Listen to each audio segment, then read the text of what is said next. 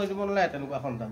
আপোনাৰ ল'ৰাজন সৎ হওক, ছোৱালীজনী সৎ হওক, অন্ততঃ 10জনে কওক যে আমুকৰ ল'ৰা বা ছোৱালীহাল থাক ইমান ভাল অবাতে যোৱা নাই, সেইটো হওক। মই চাকৰি কৰি পেলাই কোনোবা ইঞ্জিনিয়াৰ হওক, কোনোবা ACS হওক, IAS হওক, তেনেকুৱা IAS আমাক নালাগে। যি আপোনাৰ মানুহৰ দুখীয়া দৰিদ্ৰৰ পইচা লুটি পুটি খোৱা তেনেকুৱা IAS আমাক কি দৰকাৰ পৰিছে।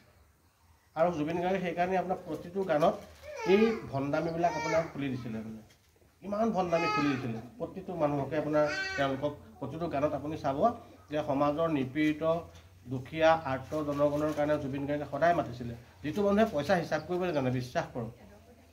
এই যে সৰু সৰু এই বাচ্চাটো যে আছে, ইয়াৰ মনটো যিমান এতিয়া পবিত্ৰ, জুবিন গাৰ্গৰ মনটো সেই 52 বছৰলৈকে তেনেকুৱাই আছিলে।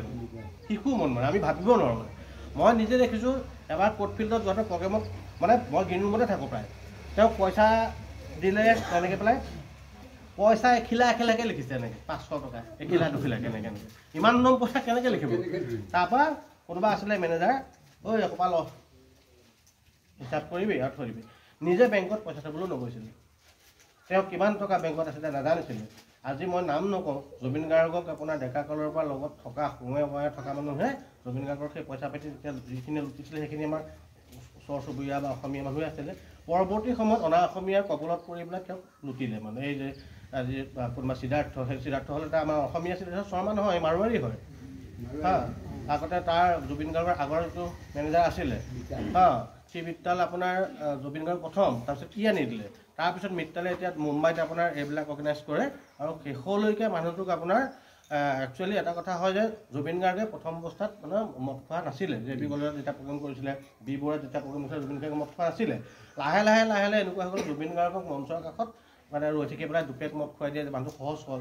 আৰু মদ খাই দিলে মানুহটোৰ পৰা চব কাম আদায় কৰিবলৈ মানে সহজ হৈ পৰিছিলে। সেয়ে জুবিন গাৰ্গক খুৱাই লাষ্টৰ বছৰতে এনেকুৱা কৰিছিলে যে তেওঁক মেচিনৰ দৰে ব্যৱহাৰ কৰিছিলে। আমি যেন এটা যন্ত্ৰ, নিজে গাইছে, আমি যেন এটা যন্ত্ৰ নিজে গাই গৈছে। কিন্তু মানুহটোৱে চব কথাই কৈছিলে। শেহতীয়াকৈ মৃত্যুৰ আগমুহূৰ্তত ৰীতা চৌধুৰী বাইদেউ সৈতে যিটো ইণ্টাৰভিউ দিছে, যিসকলে চাইছে নে আপোনালোকে কোনোবা নিশ্চয় চাইছে। সেই ইণ্টাৰভিউটোত জুবিন গাৰ্গৰ আত্মাই কথা কৈছে। ধেমালি কথা নেকি? এজন মানুহৰ মৃত্যু হ'ব, তাৰ এসপ্তাহ আগতে এটা ইণ্টাৰভিউ দি গৈছে, হুবহু কথা কৈ গৈছে। যিখন চিনেমা বনাইছে, আপুনি কেনেকৈ ক'ব জুবিন গাৰ্গ মানে ভগৱানৰ আপোনাৰ প্ৰেৰিত ৰূপ নহয় বুলি। যিখন চিনেমা বনাইছে গোটেই নিজৰ জীৱনৰ ওপৰত বনাইছে। তাত কৈ গৈছে মোক যন্ত্ৰ বনাইছে, অথনি মোক মেচিন কৰি দিয়ে। সেইখন সাগৰত তেওঁ শ্ৰীলংকাত সেই শ্বুটিং কৰিছে, তাত জঁপিয়াইছে সাগৰত। সাগৰত শুবৰ মন কৈছে, গৈ পেলাই ক'ত শ্ৰীলংকাত হৈছে, তেওঁ ইয়াত মৃত্যু হোৱা নাই। ছিংগাপুৰত গৈ সাগৰটোত তেওঁৰ মৃত্যু হৈছে। আৰু হয়তো মই নকওঁ, হয়তো এয়া মানে যিবিলাক ভগৱান প্ৰেৰিত দূত তেওঁলোকৰ মৃত্যু নহয়, তেওঁলোকৰ আপোনাৰ দেহ ত্যাগ হয় বহুতৰ। তেওঁৰ ইচ্ছা মৃত্যুও হ'ব পাৰে, বুজিছে নে? সেইকাৰণে আমি সেই এনেজন মানুহ পালোঁ। আমি সকলোৱে গৌৰৱ কৰিব পাৰোঁ যে আমি জুবিনৰ দেশৰ মানুহ, আমি জুবিন যুগৰ মানুহ।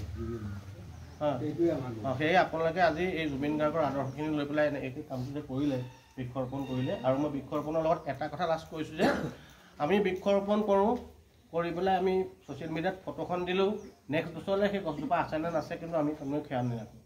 কিন্তু মই প্ৰেক্টিকেল, বিশ্বাস কৰক, মোৰ মাজুলীত ঘৰ, প্ৰকৃতিৰ মাজতে ডাঙৰ হোৱা, খেতি বাতি কৰি বহুত কষ্টত ডাঙৰ হোৱা।